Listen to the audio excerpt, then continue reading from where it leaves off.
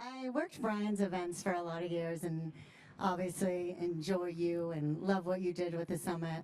But I actually don't know the history. I don't know why you started the Hamburger law firm and how you decided that you were going to work with financial advisors and saw a need there. Like, can you bring me back to that moment? You graduate law school, you're practicing law, and you see a hole. Can you go back and tell us why you launched Hamburger Law Firm? You think that's what they want to hear? Yes. Well, I need to hear it to understand because it is kind of a niche, and you've clearly done a great job of it, and you're known in this industry, and people seek you out for very specific things. So tell me how you got here. What's the beginning, and then we'll go into funner stuff. All right, funner. Funner. Is that a word? So it's a little, funner. Yeah, Thank so you. it was a little over 24 years ago now. And I was like a lot of financial advisors where I was working at a larger firm. My father, when I grew up, my father was a financial advisor. So he made his way. This just shows you how much we prep because she doesn't know the answer to this question. My dad's an advisor too. Fun There you fact. go. Okay, go ahead. So he made his way from life insurance sales over to financial planning to independent brokerage to RIA. And so I got to know him and his friends and would hear all the challenges they had. And the challenges they had weren't terribly complicated, but they were complicated for them because they had businesses to run, they had employees to manage, they had prospecting to do and clients to do and the actual substantive work. And so they would hear from their compliance department that they couldn't do something and they would just stop. And I would ask the question and say, well, why don't you just fix this, right? Why don't you just change this? They said, well, they don't tell us what to change. And so it occurred to me that there may be an opportunity out there to change the dynamics of the way financial advisors interact with regulatory compliance at the time. Because it occurred to me that what independence really is being an entrepreneur that can make their own decisions to assemble their own team. And the moment that compliance, in this case, was accountable to the advisor, everything changed, right? It wasn't just, no, you can't do it. It was, we probably shouldn't do it this way, but here's the way you can do it, right? It was more solutions-based, and we were able to provide a substantially greater value without expending all that much more effort. And so early on, it was really just an outsourced compliance department model where we could help these guys achieve the objectives that they set out to achieve and bypass the no along the way, right? Help enable them to get there. And that was quite different. No, I appreciate that. And the reason you're like, why are you asking me that? That's boring. So my daughter is a college student in the audience, and she says, I just want to work. I don't want to go to school. Where is Anna, by the way? I've known Anna since she's 7 years old. Yeah, there she is. And she's like, I just want to work and make money. Like, I don't want to go to school. And I was like, solve a problem. Find a problem and solve it. You make money, pay your own bills. I don't care if you graduate. So I think it's important to hear, like, what were you trying to solve? Yeah, I think it's, I think anytime that you can create a business where you help make other people better at what they dream of doing, help them achieve their objectives, help them achieve their dreams, I think that the money will take care of itself, right? And I mean, day in and day out, I speak with advisors who do that for their clients, right? They have clients in all walks of life, whether they are doctors or they're lawyers or they're teachers, doesn't matter, right? If you can help them bring something to life that they didn't think was possible, you serve an immediate utility in their lives, and you become an immovable part. And that was always my objective. So that's where you got your start. And then I think the fiduciary model became popular, and everyone said, do I want to stay at the warehouse or do I want to be on my own? How do I go independent?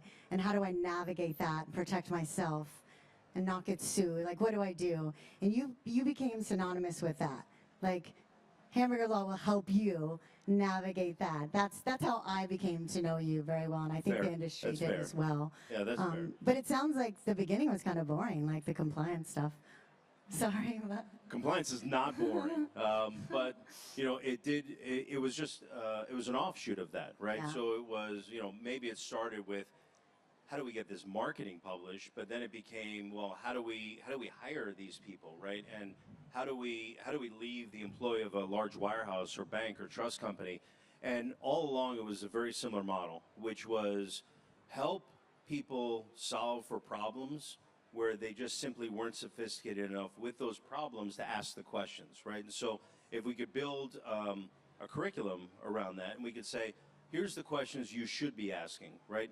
That is so much more valuable than just responding and being reactive to the particular questions. And so as advisors, when you start working with really successful families and you start working with other successful individuals, you start to realize what they have in common, right? And if you can help people put those pieces together, beyond just answering their immediate questions, you really help create a roadmap for them. And you say, this is what a successful transition looks like.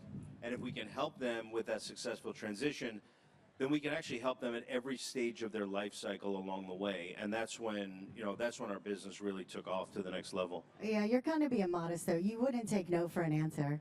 So what they wanted to accomplish, you were not stopping until you got it done. I don't think it was my place to say no. Like, it was their dream, right? Yeah, So, and you made it happen. And then you were able to translate that when someone wanted to go independent and make their own choices and how they were going to treat their clients and grow their business. You supported them in that. And that's huge. You provided that value to those advisors who wanted to leave and go independent, which was huge. So many advisors who work directly with lawyers are used to hearing the no, right? They're used to hearing that you can't do that.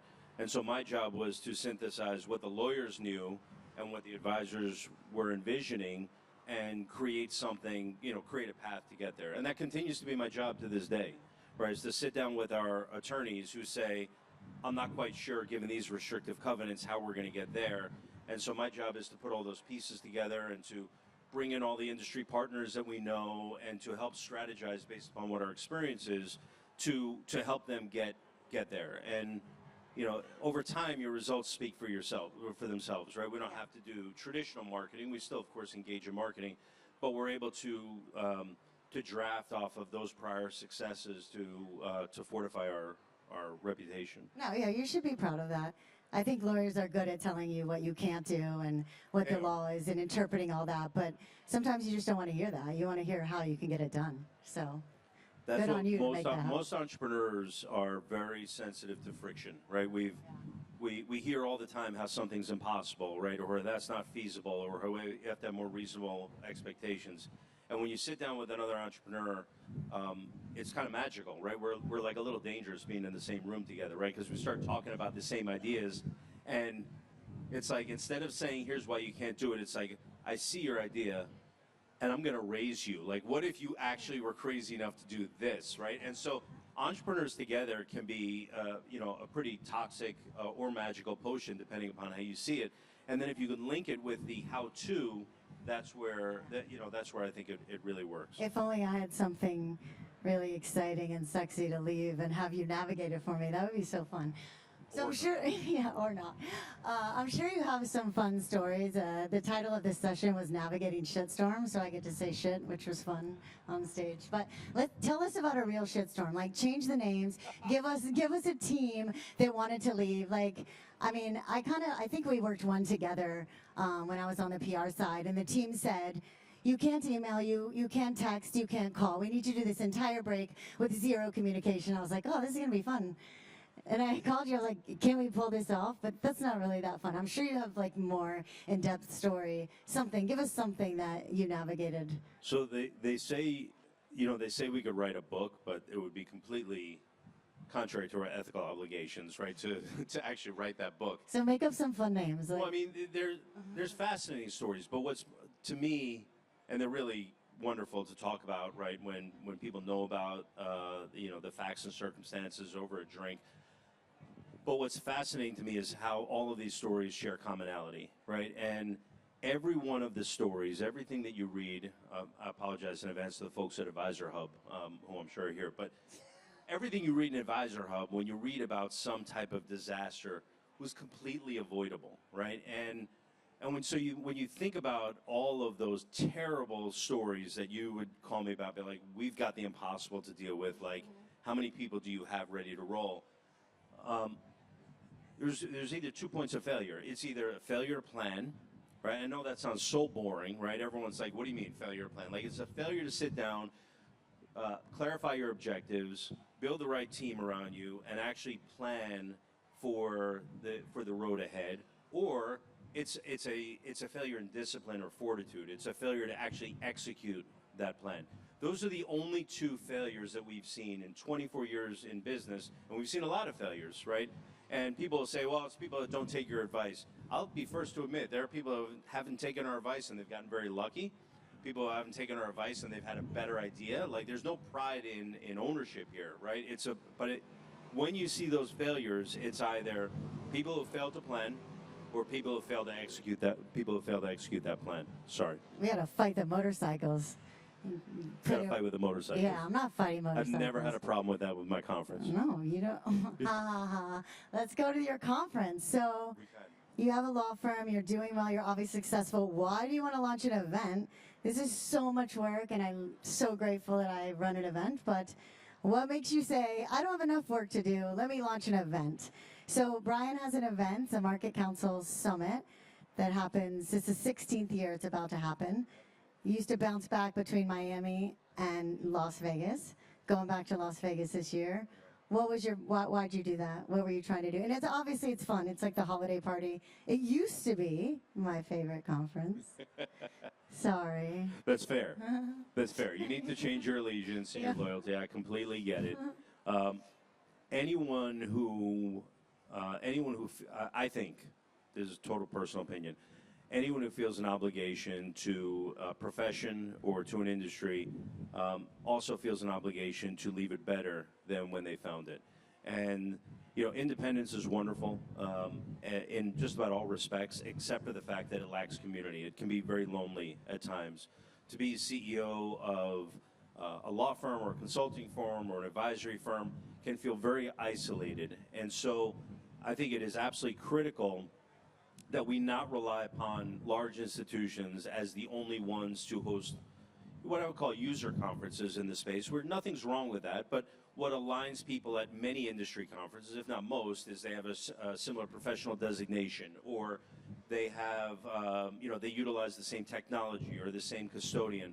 All of those serve a purpose, but the ability to get together in an independent forum where the people up on stage aren't even necessarily the sponsors, but you're able to stitch together the very best content.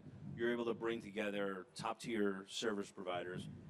I'm like a kid in a candy store. I mean, it literally, it's the most work we do all year, but it's the most fun that I get to have.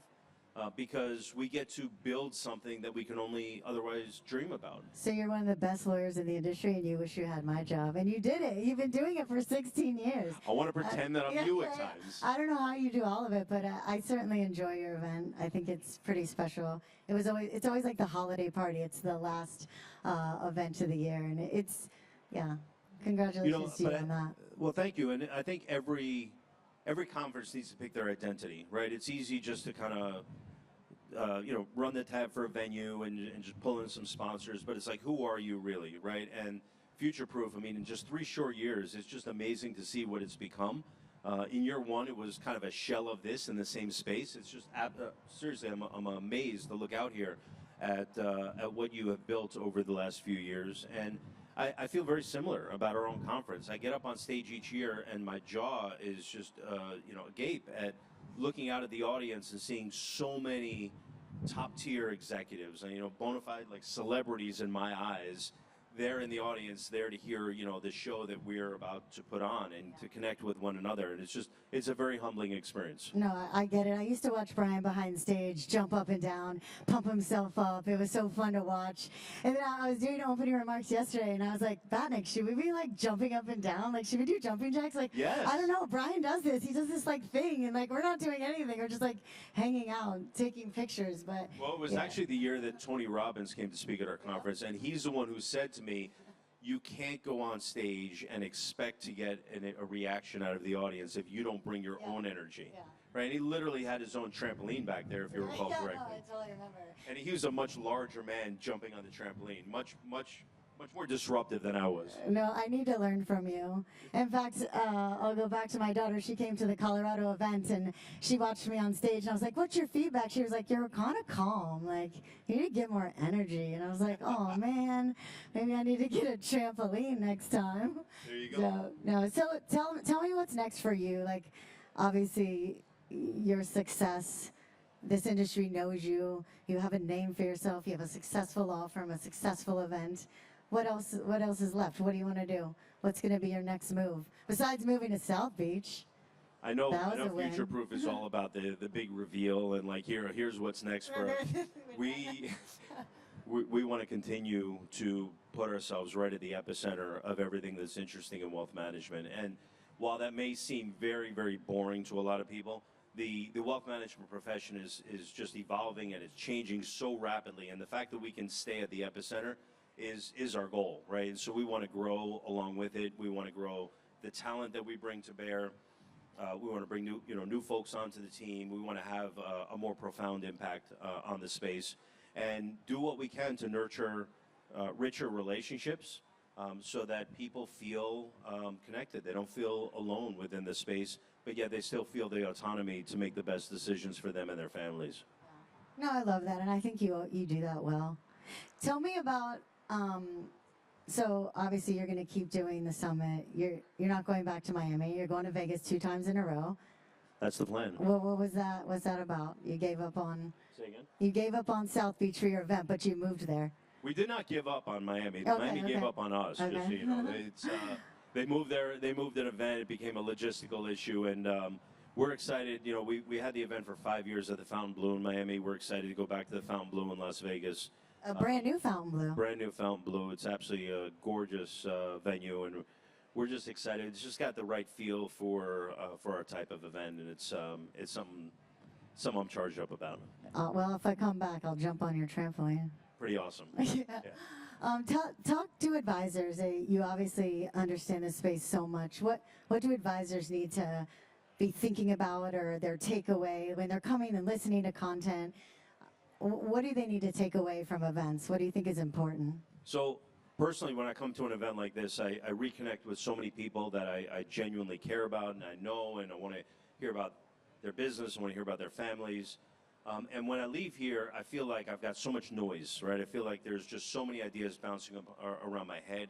And I think the best thing that we can do is, before we get back to the office, is kind of quiet down that noise and refine those points and go back with a couple of clear objectives. I find that once the challenge really isn't how to figure out what to accomplish, it's how to figure out what your objectives are in the first place. Once advisors figure out those objectives, because me 20 years ago would go back to the office with 6 pages of notes and say, here's all the ideas I came up with at the conference. Let's go figure out how to tackle them. And my team hated me. They may still. I think today. they still hate you. They may still today, but I do a lot less of that, right? And so it's about really clarifying those objectives and knowing here are the 4 things that I got from the conversations. That it's up to us as leaders to really synthesize those thoughts and to distill them down to something that other people can digest and say, here's the first few steps we need to take in order to get here. And then on the back end, here are the deadlines that I think we need to adhere to. And it's hard, right, as entrepreneurs, because the deadline's always ASAP.